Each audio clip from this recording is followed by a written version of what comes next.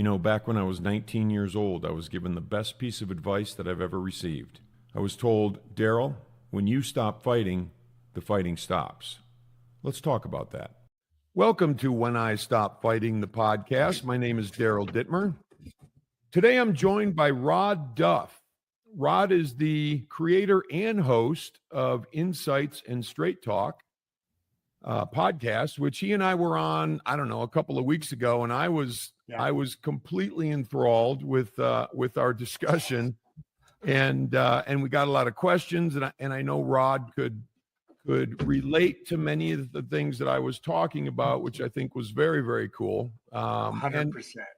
And I wanted Rodd to come on and share a little bit about Rodd's story. And you know, one of the things I want to mention about Rodd, which I think is great, and I'm similar, but Rodd he speaks the language of everyday Americans, and he's a proponent of the great American working class and middle class, which I think is a great thing. And to me, that brings up Midwest, you know, which is where I'm originally from, the Detroit area, and you're around the Chicago area. So welcome, Rodd. I'm looking forward to a great conversation and a great chat.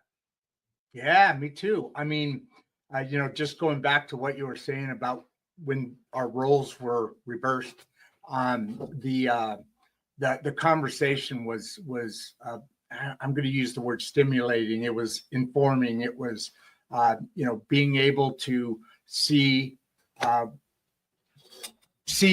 journey that there's different journeys, right? You I'm sure your viewers know all your background and that, and it's very similar to mine. Where you're a brother from another mother, so to speak. So, boy, where do you want? I mean, do you want me to kind of go through, or guide me? I'd love to. My story, which everybody knows my story, at least, you know, people that have listened thus far, but you know, my story is one of addiction and dysfunction and lying and cheating and stealing and wrecking things and crime and all that sort of exciting stuff that many of us engage in as we grow up. And you know, and then it's about sobriety, and it's about honesty with myself, and you know, the name of your podcast, right? Insight. What am I looking at inside here? And so that's my story, and that evolves into my business life. It evolves into feeling, you know, just a sense of freedom, right, these days, and great relationships, and just, you know, the evolvement of us. And I know you related to my story, and I would love to just hear your story. My story? We'll take it. All right. You son of a gunner. I know, man. I'm sorry. We went in. I've got a long, I mean, there's deep and wide caverns of my story, like you, which started back. Well, it started when I was born, but back in high school, same sort of things. I lived in Huntington Beach. I lived on the beach. My science class, you could hear the waves crash, and I used to go surfing and all that stuff. But then I got into the school parties, and then I moved out of the house from my mom. When I was still a senior in high school. So, you know, then I wrote my own, you know, I'm sick today kind of return slip. And, you know, I still passed really well, but I started just being, I started becoming not honest. I started becoming not authentic. You know, we talk about these things, mental illness, and we'll get deeper into that subject, if you don't mind. Mental illness usually comes about, and addictions and so forth, from trauma when you were a child, you know, and that's not a shocking fact, but what goes with that is then you're trying to get out of your own head. So you start looking for ways to not be in your own head all day. And you don't even necessarily know what it is, but as I was growing up, and then I started into my career, I didn't have any believe it or not, I used to be in Hollywood, and I was in the theater and doing some things like that. But I was so insecure, I couldn't continue on. So I took the safe route and went to work. That's when I picked up the name JR. That's the mask, right? So I was not ashamed. I didn't feel that Rodd Duff was good enough for the world. At that time, Rodd, were you drinking? Were you drugging? Were you doing any of that stuff, or was it just sort of that internal nightmare going on, which I can very much relate to? So, yes, I mean, I've been doing that since, I was young, all the way through high school, college, on and off. I mean, it's not something for me that's, well, don't ever repeat this to any AA people or anything, but it's not for me. It's not an addiction. It's a tool. I know that's a cop out. I get it. And I know that's not really the thing, but it's to be able to sleep at night. I'd pop a couple, and then coming into out of high school into college, my sister's husband turned me on to this little known thing, crank. And oh my God, that was devastating. I mean, looking back, it was devastating. And so yeah, I've done basically everything except for hallucinogenics, except for mushrooms. And so all of those things are me. We are the sum of all of our experiences and everything to today. Tomorrow will be a little bit different. So I started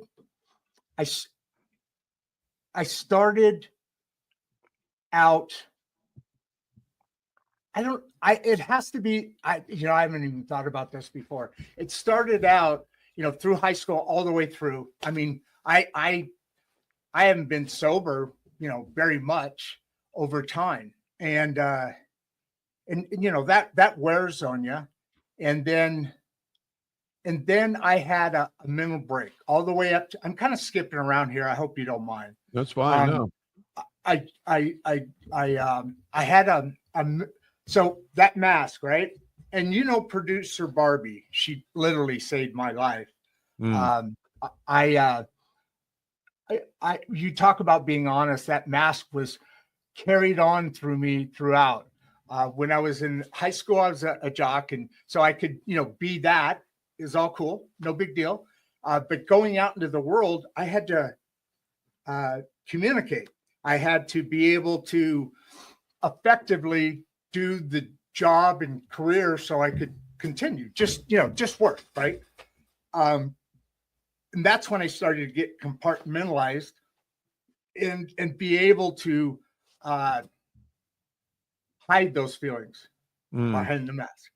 And then in May last year, so a year ago, May 6th, the day after Cinco de Mayo,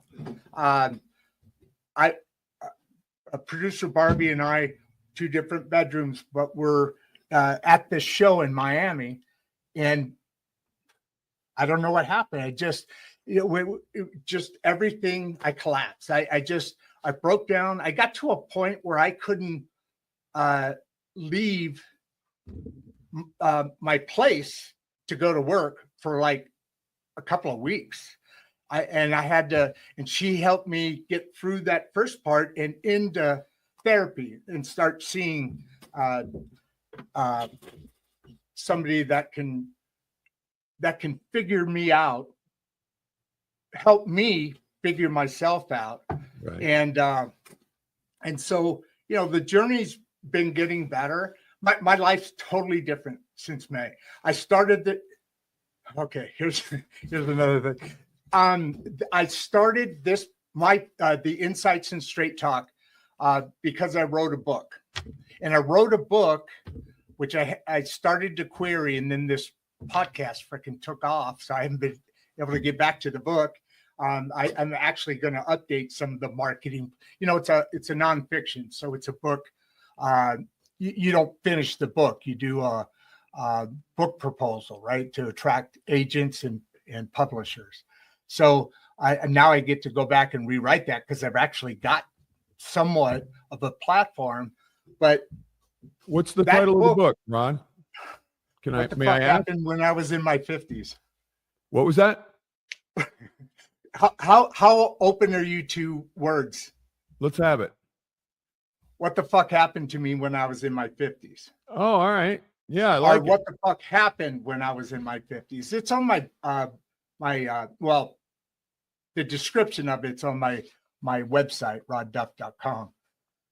But sorry, little plug there. Stole a little plug in there. Yeah.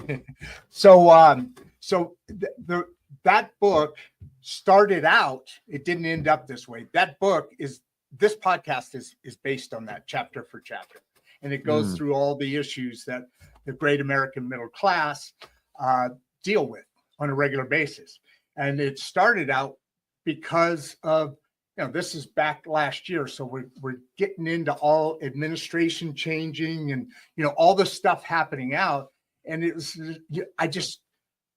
after I came out a little bit, I always need to write to be able to clear some things out. It's now this is being able to talk. I used to never talk about myself. I became I think I'm pretty good at podcasts because you are. Thank you. I appreciate that. Because the cover I used to be safe for a while is anytime somebody asks me. So I am very good at asking questions. And the reason I'm very good at asking questions is because I don't want anybody to ask me questions about myself. So thanks a lot, Daryl, little shithead. My bad, man. Sorry about that. You should have told me that before. No, hell no. I got to do this. This is, okay. This is really, it's still part of my recovery, I mean, well, it's still the main force of my recovery because I'm now being authentic. You use the word truthful, and, authentic to me is something that is a life I never knew. Honestly, I mean, I knew me, but as I have gone back to people like family and that in the past and kind of not ever not connected, but really reconnect and tell the story to them. I thought it was always one way in the world. And son of a bitch, everybody else saw something totally different. Right. And now being authentic is a lift because it's energy. And I'm not pretending to be anybody. I'm actually me. And that's awesome, man. That's awesome. That's the coolest thing. And thank you for saying that because, I got sober 40 freaking years ago. And good dude, man. So I did, I've been doing life ever since, but I've been exploring and I've been like, what's going on and what's going on in here and in here. And I've been looking at all that stuff and I kind of come out, writing my books and my podcast and all that sort of stuff. And so I come out and I start hearing like the new lingo and I'm like, and everybody's talking about trauma, complex trauma, authentic, whatever, dysregulated, all sorts of stuff. And I'm like, what does all this shit mean? I don't know what it means. But I think I'm getting a handle on authentic. And it's as simple as being who and what I am at any given moment, whatever that is, which is a really cool thing. So So this is authenticity for, for both of us. And that's what it's about. Like, you peel away all that crap, and all that, the masks and all the things. And it's like, oh, wow, here's Daryl and here's Rodd, and they can just have a conversation about who they are and what they are. Right. Yeah. Before now, we wouldn't be having this. I mean, I was asked to be guests earlier on because that's where I was going to go. And I thought, man, I don't know. So I started with the podcast and realized who that was further induction or indoctrination into being authentic. You can't go in front of 1,000 people and it's a different vibe that you're sending out. I'm sending out a different vibe than it. That's a 60s, flower children word, but it's also coming back, and it means a lot because when you enter somebody's space, I'm going to use a lot of the woke kind of words, that have kind of become popular. But when you enter somebody's space, you need to be able to, you need to have a vibe that equals and improves their space. Because what you're sending out is literally, not vibes, is literally waves. We as a human body have energy, and we let some of that energy off. Just, the human brain can power a small city for like a week or something Lord, I didn't know that. Yeah. I don't think mine could. I'm thinking like a couple of light bulbs, Yeah. I tried it once. I got a lamp to. That was about it. Obviously, I'm screwing with you, but that's interesting. It is very interesting. There's an old saying. I think we talked about it when you were on the show. There's an old saying that a poet wrote, Walt Whitman, I think, or something like that. I've seen it on the show before, in this great example of be curious, not judgmental. And fortunately, for me, and I think for you, because you wouldn't be doing this, and you said it earlier, what's this about? What's this about? And people aren't about that enough. They're more judgmental. You don't learn anything when you're judgmental. If you're curious, you learn stuff. And so that kind of thing about me also helped because if I wasn't curious, I really shouldn't be here. I should, but there's another saying that I love, and it's an old Stoic one, but and it hits right exactly what you're saying, Rodd, which is, it is impossible to learn. It is impossible for a man to learn what he thinks he already knows, and which is a really cool one, and I love that because it also speaks to the authenticity that we're talking about now, right? But I can't, I may not like some stuff that I see or hear or whatever it is, in any realm in life. Absolutely. But it's not any of my freaking business. It's, people are where they are, and people are giving off what they're giving off, and they're, as open as they're going to be, and they're as understanding of things as they are at any given moment, no matter how frustrated I am about it. It's just what it is, right? It's just what it is. And that's part of me being authentic. And, absolutely. And I got to get better at it over time too, because I can, there's times when I can just be like, you know what, why don't they just get their shit together? And I think that, and because I had to, if I didn't do that, I would probably I don't think I'd be alive, honestly, the way I was going. But I needed to do that. And sometimes I'm like, when when is that going to happen for this person? You know, like, when are they going to get that lesson where it's like, okay, I'm ready to look differently at this whole life thing? You know, I mean, do you experience that as well?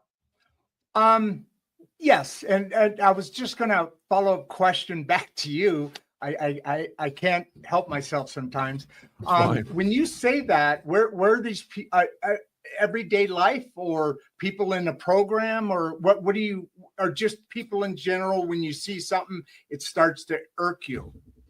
It's interesting, and that's a great question. It has to do Thank you. with people in my, nuclear Circle? family, people that that I grew up with. I've got a sibling that I really don't communicate with anymore.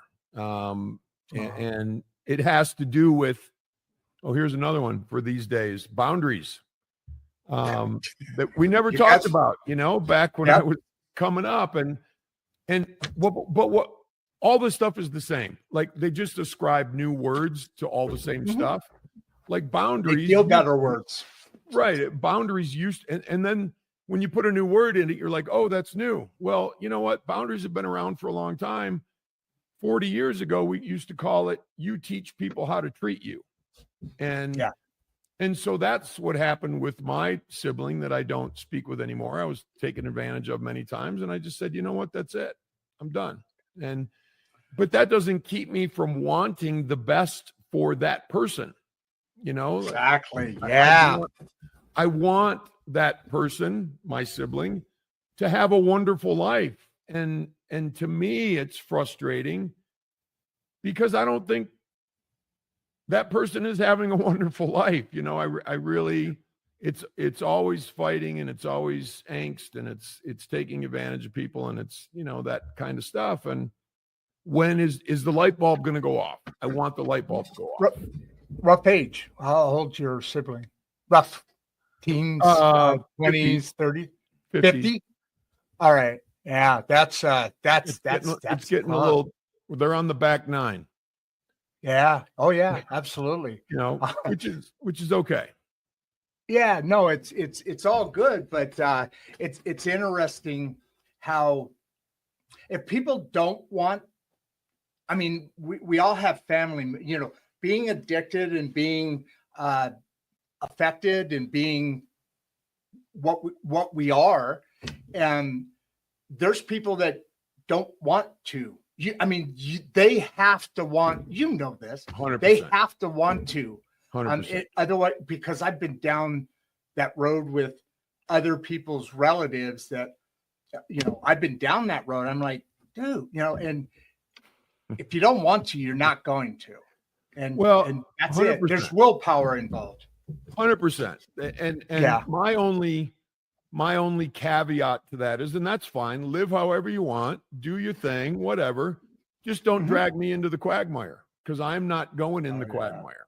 Absolutely. I was on a podcast recently, and we were talking about it. Something that popped into my mind was, I look at my life as this bowl of soup, and so what are the ingredients that I'm putting in that bowl, and who are the people that I'm allowing in my bowl of soup, and what are the things that I'm doing? Honesty and trying to be unselfish and trying to be, just a solid human for the planet. And so who gets in the bowl of soup, with me? And it's not that many people. And there's a lot of people around the bowl of soup, and there's, the whole world is outside that little bowl of soup, but that's mine, and that's what that's who I'm closest to, and who I'm good for. And I'm going to shut up in a minute, because this is your podcast, man, but sorry, but it's who am I good for? And it's not as much who is good for me, but if somebody's taking advantage of me, I'm not going to be like, oh, please hit me on the other cheek. Please do it again. Keep wiping your feet on my face. I won't do that. So I find myself, I'm not good for them. if that's going on either. So it's, there has to be a separation. It's funny because you talk about a bowl of soup. What's in that? You and your circle, and as you evolve through life and different things, right? Primarily evolving from being sick or being affected, being that, your bowl of soup starts to change as you do. And siblings are a different story, obviously, but it's amazing how that starts to happen. It's because you attract people that you're worthy of. Is that right? Yes. You're worthy of them, because the biggest thing that I've learned, and by the way, your siblings 50, I not take advantage necessarily of people. But I'm 63 now, so give him another 12 years or so. He might come out of it. This is a new experience for me. It's very exciting. And in the beginning, it was extremely scary because, and producer Barbie helped me. We've been together like 20 years. And it was very scary because I didn't know how to be that. And the writing kind of centers things for me. I've written like 2,000 poems. One of them's called "Who Do I Love First?" and it's about loving yourself. Wow. Cool. You got to be able to get there, because you can't give what you don't have. You can't teach what you don't know. That all stuff blending into what you're talking about is wives' tales. They say, stories that have been around forever, that supposedly work or good advice. They are. I mean, the things that this isn't new for the human experience to be striving to be more than you are, right? And it's also not. Narcotics are part of nature to a degree, and we're part of nature, and sometimes we dive down the wrong road, and then hopefully find a way out, right? But that's not for everybody. No, it's not. And I agree 100%, which is, if as long as, the bowl of soup for me is what matters. What's in my, if I had a bunch of, really difficult, horrible human beings in my bowl of soup, that wouldn't be, that might be where I am too in my life, and that's the only way they can be. Right. So that vibe thing, right? And that's completely cool, and everybody can have their own bowl of soup, and they can be in whomever's bowl of soup they want to be in, and this and that, and that's completely cool. I'm my only thing is, look, if you want help someday, for anybody, anybody on this planet, if you want help, I will help you. And I will absolutely do my best to help you. But I also have learned over the years, over many, many years, and with this sibling in particular, that I can't change anyone who's not willing to go down the road of change. And because change sucks. And it takes effort too. It takes a huge amount of effort. And it does. Yeah. Absolutely. Yeah. So that's all I ask of anyone is, if we're going to interact, let's just do it. And I hate to say on an authentic basis, but that's kind of what I mean. Like, let's just be us, be whatever you are. And then we can decide if we want to be in each other's company or soup or the rest of their life, or, is it 5 minutes? Is it 30 seconds? Is it 20 years? I don't know what it is, but that sorts itself out, right? It sorts itself out 100%. Fairly quickly. 100%, because, again, We're repeating a lot of similar words here. We're just going to keep going on this, I guess. Hey, by the way, your shirt's spelled wrong. It should be CHI. Wrong animal, too. But Wrong animal. It is what it is, you know? Yeah. Some people just don't want to change. No, I'm kidding. That what you just said, that conversation, that mental fluidity, that thought flow, let's call that. I'm trying to think of other words because we're getting tired on these 3 words that we keep using all the time. I'm kind of digging them. They work. Yeah, absolutely. Yeah. You mentioned, will they be, in the soup for 20 seconds, 2 days, and it'll sort itself out? Absolutely. Back to the energy. I mean, you can like people. Well, we do like people, but they're not necessarily going to be our bowl ingredients, our soup. Cup of tea. For a little bit of tea there. Yeah. What kind of tea are you drinking? Matcha, green tea. It's got some ginger matcha in it too. Yeah, it keeps me going, man. And very healthy, There's all sorts of things that we do that we shouldn't, right?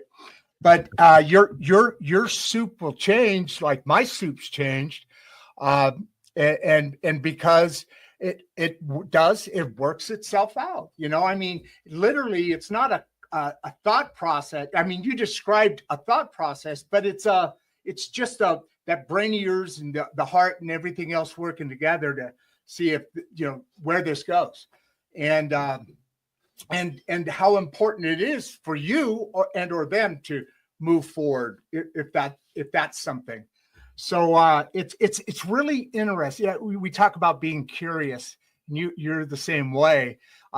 It's interesting how much you can discover in the world, because we were talking about the bio earlier, and you said thought. What was the word you used? I know it's on my bio, but I forget. You remember what you said? Oh, Rodd isn't afraid to challenge conventional thinking. There you go. Yeah. Yeah. And then we were talking about how many people are actually thinking. I mean, there's so much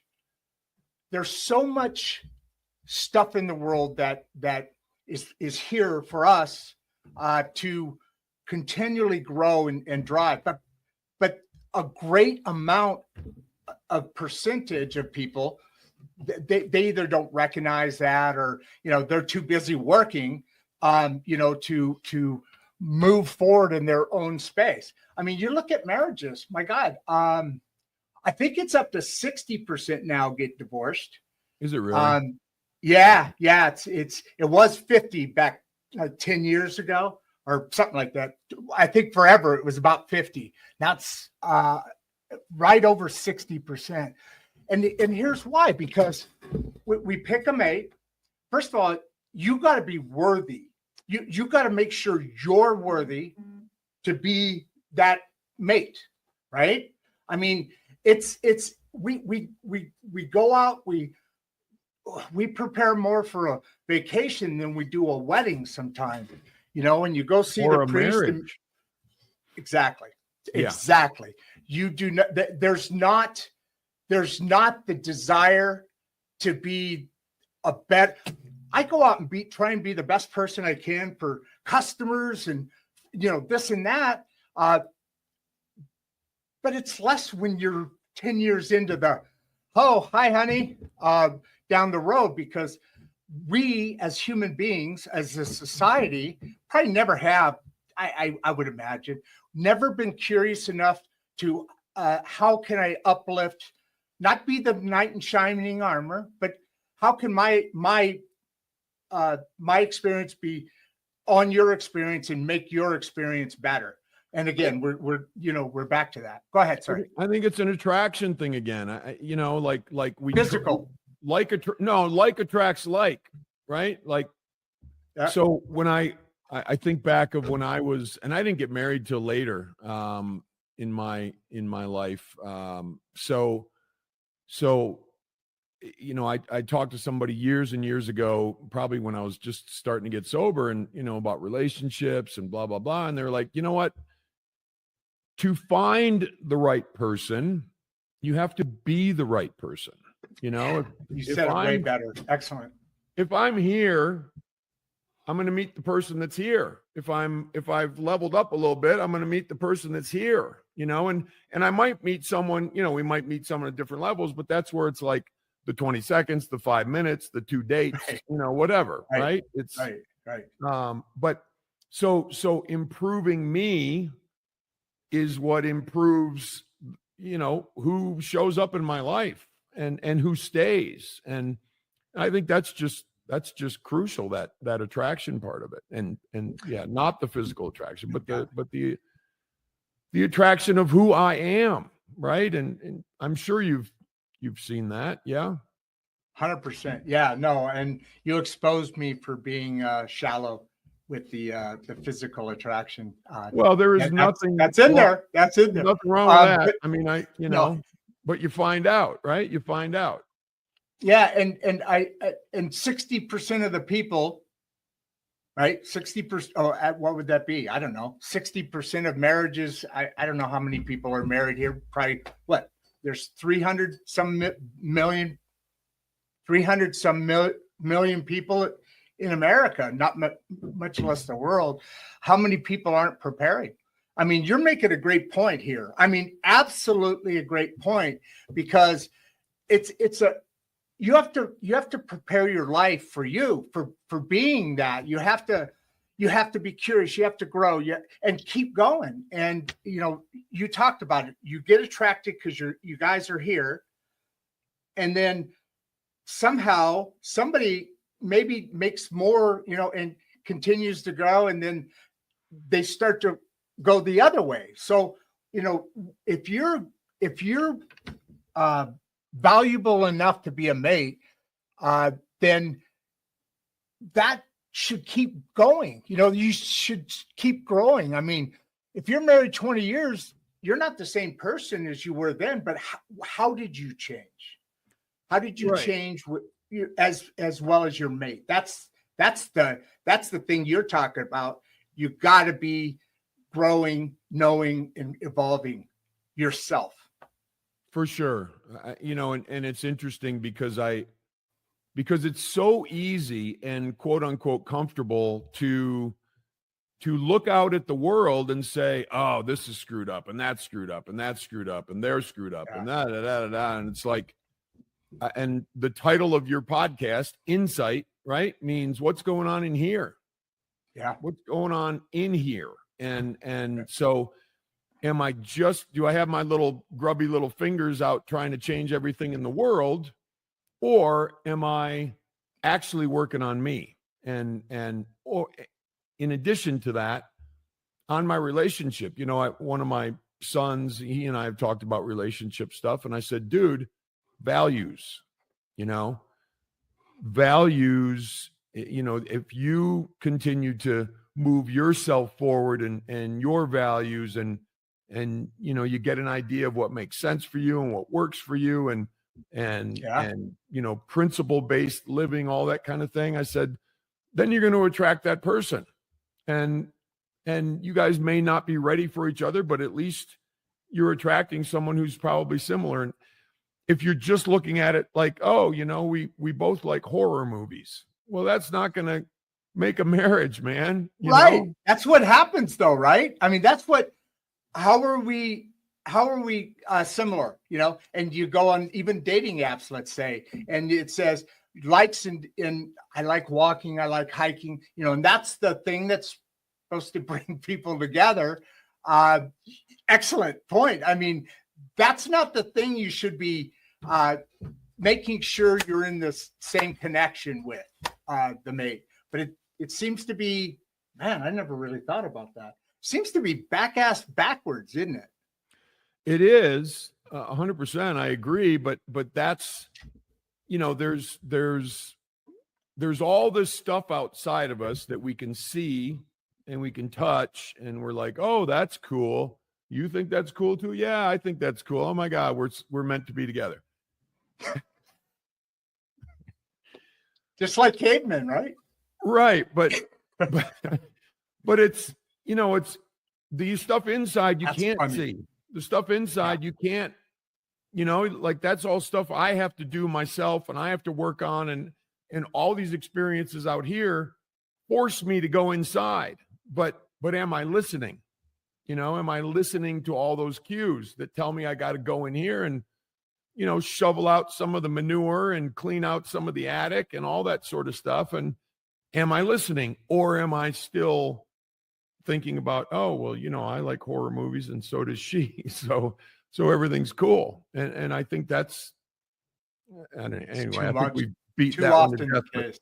Yeah. You know what comes to mind but for me right now, Rodd, is what was the impetus for you writing your book? What was going on in here that made you want to write a nonfiction book like that? I've actually written 3, never even tried to send them out, but I've got 3 different books. It's for me, it's the addiction that is most helpful. It's the thing I run to writing, because I can flush out some things to hear. I don't have to tell anybody else that, and I hide it in this, but I've actually been it's therapeutic. So, and what was happening was I had that mental breakdown. Literally, my compartmentalized, and I wrote a poem about this. It actually came out pretty good. But those things that are compartmentalized, as Barbie explained it to me, it got more and more and more, and it just it all blew out. And so, and Barbie said something to me once, a little bit into the past. She said, because I was scared to death. I mean, after the coming out and all, I was scared to death because I thought, oh my God, I'm different, which now 2 different differences. At that time, I was afraid that I was never going to be able to talk to anybody, never be able to, I'd be afraid to see people, like total paranoia, I mean, I have a couple of things going on in there, and a little medicine, a little of this, a little of that. Kind of stopped taking it, but working my way through. But Barbie told me, you'll get back to, you'll come out of this. And I didn't believe, I couldn't, how am I going to come out of this? So having people around you, like you said, your bowl of soup, I shouldn't still be attracted. Well, now I should, but for a while there, I shouldn't have been attracting Barbie, but she's just stubborn as hell. Thank God. And, she stuck around. I mean, she literally moved from California out to here in Illinois because I moved. I mean, I was going back and forth for work. I had to be out here because I was in machinery sales. And I've been back and forth to Illinois, living wise, several times. My dad was in the Marines. So, Foster Street, the training center, we go back and forth. Great Lakes, all that stuff. Great Lakes Academy, Marines. But anyway, that was a fun time. But about almost a year now, she had her first grandbaby, and so her and I started talking because she was actually my co-host, which she hated, but I always talked her into it. It's crazy. One of the most beautiful, intelligent, vivacious women, and she loves pictures, selfies. She'll do all day long, but she doesn't like to be in front of the camera at all, which shocks me. But she taught me I'm gonna come out of this. It's gonna be okay. I mean, I was in the very beginning. She'd bring over like salts for like the bath and lilac. No, not lilac, but one of those flower smells in a mister because they calm all Lavender that down. or something? Lavender. Yeah. Thank you. So if if she wasn't here, or if she wasn't in my life or still in my life between, a couple of years ago until now, this is after I had a motorcycle accident, I had a stroke, and then a mental breakdown. I was in the hospital for 3 months, and then I had to learn how to walk. Walk. Yeah. I had to learn how to put on a shirt. I've got which one? On my left side, every bone was broken. I've got a scar that looks like it goes from my here all the way down to my back, thing back here. It's no big deal, but it looks like a shark bit me. All these ribs were broken into pieces. Like if you one of my shoulder doctors coming out of this pulled up the x-ray of me, and he goes, my God, I've never seen so much, because every rib has like 3 or 4 metal plates putting it back together, to rebuild don't say $6 million man. You must be rough in the airports, man. Yeah. It's no, actually I'm not. No, I that surprised me. I don't know why, but it doesn't. I was actually, the first time I went through after this, I was kind of interested. I was like, I wonder if I'm going to show up, because my mom, she had knee surgery, and every time she went through one, it showed up. It's maybe different metals or something. I don't know. Yeah, I have a fake knee. I don't. Yeah, that's you have a fake knee, man. I have a fake. Mm-hmm. Yeah, I had a knee replacement, and it goes off. My sister just did that. Oh, it does? Oh, yeah. Titanium. It's titanium, I assume, right?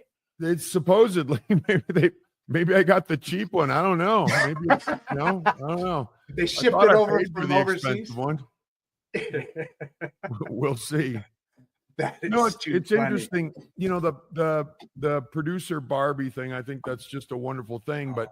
But it sounds as though, and correct me if I'm wrong, but one of the things that I needed to do, and that I've tried to do my whole life, I'm probably one of those kids, and probably still am, where they would say, oh, he's got ADHD or OCD or something, like I was just off the rails most of the time, and high energy and just darting around, and they probably would have put a leash on me and drug me up and all, like, hey, slow this dude down, turn his motor down, man, he's spinning. Right, but one of the things I had to do, and it sounds like producer Barbie is helping with this part, but I had to learn how to meditate and do breath work and write. Writing was huge for me. Long before I decided to write a book, but I would just take a yellow legal pad and I would just write, because I had to get all this stuff that was here and all this stuff that was here out. Yeah. Right. Yeah. So I could get it out, and then I could at least look at it, and it would start to make a little sense. I was like, oh, okay. All right. Anyway, hugely therapeutic, but it sounds like the work, and I love the lavender stuff and whatever. And just, I think one of the biggest maladies these days is we get so caught up in here, and we get so jumbled up in here, and we just need to have some quiet, and we just need to have some slowing down of that madness. And I can relate. I can absolutely relate to that. Yeah, it's I don't know if the human condition has always, had this, it's fight or flight syndromes, that goes back to the caveman days and all that stuff. But it's and I'm guilty of the same thing. It's interesting how many people don't, they just kind of pass through life more or less, and not really try and attack it, go after it. There's more, is it now that we need that quiet because of the noise of modern society? And because let's face it, I mean, my God, my Aunt Nora died at 104 years old. And when she was born, they were going across in a covered wagon to the West Coast. Seattle is where, Washington is where that part of my family comes from. And I was born in Washington. But before she died, she saw the first space shuttle go up. Oh, wow. That's cool. how fast. Yeah. I mean, yeah, very cool. In that 100 years, woof. Yeah. Is our bodies, is our things getting beaten up by all this that's coming at us, and it's going to be worse with AI. You know, I mean, my God, I remember. I'm gonna steal the mic for a minute here. Go, man, go. I remember in the 80s, 90s, that kind of time frame when people my age, you know, the elderly, the aging Americans in their silver or their golden years, you know, those old sayings. In that period of time, there was a huge percentage of depression in that whole generation because they were cut off from the rest of the world. The world was operating, and they were like in the shadow with a flash, or in a dark room with a barely lit flashlight, trying to figure out. And it's embarrassing. It's frustrating. And you know, your kids, it's not like you're cut off, but you are cut off. And you feel, I mean, you've always been the elder. Now something's happening and you have no clue. You have no clue. So you're in an uncomfortable situation. That is nothing compared to what's coming with AI. That is absolutely nothing. It's coming at lightning speed, and it is what is going to be. I mean, just think how that affected the American society when it was just, hey, now we have a computer on our desk at home and at work, or this or that, and then it went from dial-up internet, and then wow, look at this, we can do all this stuff. Letters are hardly being written anymore, you know, that kind of thing, and emails are the thing. Everybody was doing it that way, and they weren't. This is different. This is going to be an entire life stage. I had an interview yesterday, or a discussion yesterday with day before yesterday with a guy that's he taught it, or still does teach, but at University of Michigan. Hats off. Okay, fine. I know, I saw it earlier. I saw it. Absolutely. It's a little beat up. But he that's a good thing. He teaches, you know, AI. He used to be like a global supply chain person. And he started seeing how AI was working into stuff. And he kind of at over time, he literally changed into this, and he's studying what's happening. And I made a point, and I was kind of shocked he agreed with me. But I said, you know, if let's say 30% of the population, I don't know how the ages break down, but if 30% of the population checks out of life or can't be part of this, what is that going to do to our economy? I mean, seriously, I mean, we're on a precipice. We're on the edge of a whole new world, literally. If 30, yeah. I don't know, right? Yeah, I mean, that's the way it appears. I you know, I don't know enough about it. And I'm one of those, you know, I've used AI for a few things, but I think the overall point of the noise of life and the noise that, you know, it used to be probably. Is it now? What's that? Is it now? Is that what you're saying?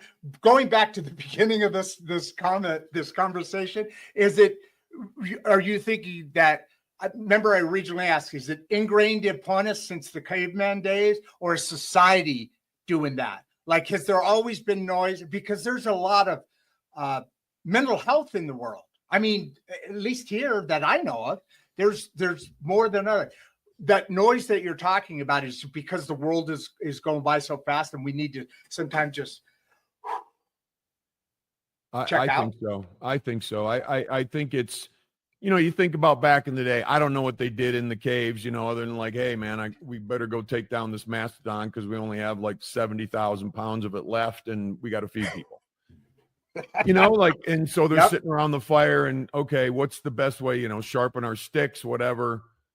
I don't think they had all the stuff going on up here that we have now, and it's slowly been getting more and more like that. I mean, I'm sure they had relationship stuff. I'm sure they had, whatever, or maybe not. Maybe you just drag the person into the cave and that's what you do. I don't know, if they even worried about it, but yeah. Or if there was such a thing as a relationship, or was it just having kids, like, let's just, just got to procreate. Repopulate. Yeah. Now, like, to have a relationship, you gotta, you got to think about everything that's going on with you, but then you also got to think about everything that's going on with the other person. And am I infringing on their boundaries? And am I regulating myself? Do I have to help regulate them?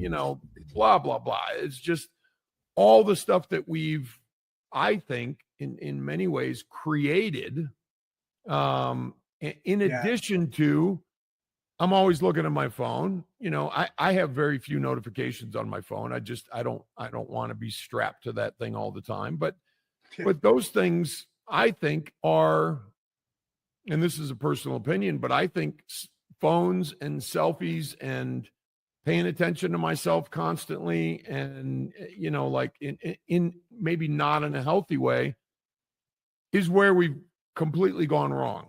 It's too much.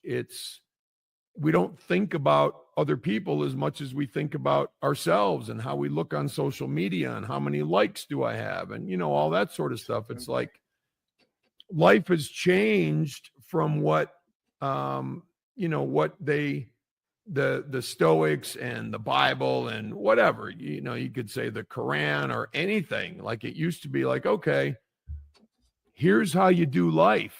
And people would be like, oh, okay, maybe I need to think about that. But I don't think anybody thinks about how to do life anymore. It's how do I do selfies and how do I get likes and how do I look out in the world as opposed to how am I out in the world? Does that make sense? Absolutely. 100%.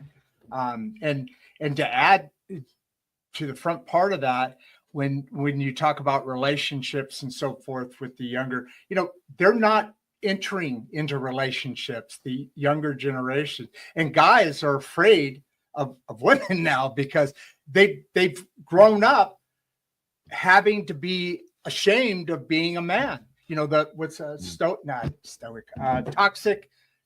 masculinity. Yeah. So you're right. We're doing all sorts of stuff to ourselves. I think that's getting better now, but that we have done nothing but put ourselves in little boxes because it's easier to control us that way. Maybe that's part of it, but then we're feeding into it, being the thing that you just described. And, that's a horrible recipe. The human, you're right. The human. Okay. That's connecting some dots there, dude. I got to talk to you more. You're pretty freaking smart, man. Really, I'm joshing with you, but really that's an interesting concept about, not concept. That's an interesting fact. And what you said about those things, this is your own personal opinion. There's studies behind it. You're freaking dead on. Absolutely dead on. Depression in kids, not being able to communicate to each other because it's always been by, dots and dashes. Right. All this stuff is coming forward, and man, the sky isn't falling, but you know what? We're trying to make it. Like you said, we do it to ourselves in this society, and I think people are just now starting to catch up and say what you're saying because it's true. It's like, hold on, I've been this, like me, like JR, I've been that. We gotta step back and we gotta do something different. And now, they even in Vermont, maybe it's Arkansas, they don't allow phones in schools anymore. You're not allowed to bring your phone in. And one of the surprising, you still got a few minutes. I know we're right there. Yeah. When do we got to wrap up? Couple minutes. Yeah, let's go. Couple minutes. All right. So they and you know what's happening? The whole vibe is changing in the schools. Like people are talking to each other and this and that. And at home, they're not watching their phones while they're at the dinner table with the rest of the family as much. I mean, I'm sure there's all these things, and I don't know the numbers exact and all that, but look it up. It's a real thing, dude. I mean, that's a really, really real thing. Yeah. I mean, I look at, I agree. And I think it's very cool. I can't imagine. I'm assuming my dad was in the Navy. He was a pretty strict dude. I'm assuming your dad being a Marine, probably, 100%. you pull your phone out at the table. That didn't happen. Go over well. That's not going to go over well. Hell no. And sometimes it was preceded by a on the table. Yeah. You know. Yeah, that's not going to work out for you very well. But so you stop doing that pretty quick. Yeah, exactly. Right. And you learn. We will talk further after this, but I one of the things I wanted to just touch on and this what we've been talking about and the premise of my podcast is when I stop fighting, right? And the world continues to give us more things to fight, but it also gives us more things to fight within ourselves, more things to overcome, more things to hurdles to get over to get to ourselves. And I think that's a really important component. We don't talk about that necessarily that much on this podcast, but I think it's a huge important point that we're getting more things to fight, especially within ourselves. And that takes us away from peace. It takes us away from tranquility. It takes us away from, sort of going with the flow of life. And because we're just getting bombarded. Yeah. Yeah. And that's an interesting point because what you're saying, this has been building and building, right? And you're fighting, society is giving you more and more stuff to fight.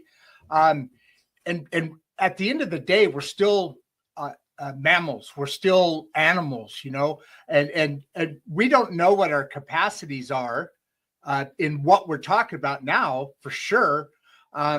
Technology and all that. Yeah. We survived because we learned how to use tools. Now it's almost like the tools are using us, like you're saying, but it's starting to change. People are having this conversation. We should have a podcast together that, like you said, a series that talks this, because this is the crux.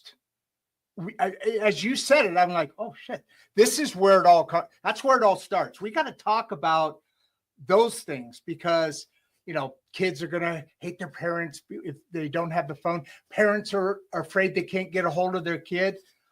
Did you have a cell phone as a kid in your class? No, your parents, the parents still knew.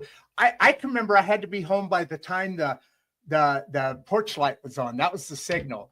Or my dad, he could, that was a whale call. You could hear it for a block. Oh shit. Hey guys, gotta go. Yeah. I'm out. Yeah. But that trouble's brewing if I'm not on my way home right now. Yeah. 100%. But at the end of the day, what the hell are parents got to kind of sit back and think about some stuff here because, they're not helping the next generation get to the next level either. Like so what you said. We are going to talk more about this on your podcast, truly, because I would love to. I would really love to. 100%. Yeah, because I mean, I have thoughts. I see things. I think about things.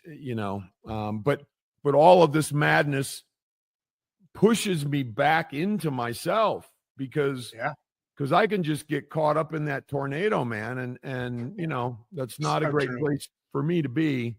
I got to stay away from the tornadoes to the extent that I can. But so, Rodd, let's wrap it up. Where do we find you? Where is your world? And I'll tell you, I love Rodd's podcast. Right here. So listen closely, folks, and jump into that if you can. Oh, thank you so much. We're growing a lot, as you know. That podcast, my insights started. Our first live stream was on Constitution Day, and I did that on purpose. I'm hoping that someday, down the road, that in history they go, oh shit, he did it on Constitution. Just a little interesting fact. But the podcast is on. I stream it to all social media, but basically start and branch out of YouTube. And YouTube at Rodd Duff 1939. My name. I don't see our names here. Do you see our name? If anybody sees that, my name is spelled RODD DUFF. A little funny story about that. I think my parents were screwing with me because my middle name is Dwayne, which I used to get teased in school about, don't pull the plug, I'm drowning. But the initials, RODD DUFF. And it's like, so the RODD DUFF is the podcast. We have a website and all those things are going on. That's pretty much it. We're almost at 8,000 subscribers now, just 100 or so less. So that's awesome. And thank you. And every time that we do this, it's helping me. It's doing the things JR would never do, like this, talk about myself. And then all that knowledge I have, all the experiences I've gained, it's great to be able to talk to people openly about conversations that matter, from politics to finance to health to mental health that we're talking about here. We do a lot of those. And then of course, AI, trying to teach people. So that's the world to me. That's the life, Kids are all out in the West Coast. So I'm even going to, because machinery, I'm landlocked. I sold and made machinery forever. And a couple of years ago, I started winding it down. So that's my story. I could talk on, me, I talk too much. So that's it, man. I appreciate this. This has been fabulous. Yeah, it really has, Rodd. I've enjoyed it immensely, just like I enjoyed our conversation on your podcast. I know we're going to continue to do this, 100%, brother. Yeah, and chat about things, and but thank you so much. I really appreciate it, and I'll look forward to talking to you soon. You got it, man. See you guys. I'd like to take just a minute and make you aware of my books. My first book, When I Stopped Fighting: The Unexpected Joy of Getting My Head Out of My Ass, is best described by a recent review. If you're looking for a book that will make you feel like you can tackle anything, this is it. My second book, When You Stop Fighting: The Road You're On Is Your Own Ass Fault, was recently reviewed by someone saying, refreshingly free from self-help jargon, which I love. That was my intent. I feel like these books are doing a lot of good out there and helping a lot of people. So if you get a chance to check them out, I'd appreciate it. Thank you.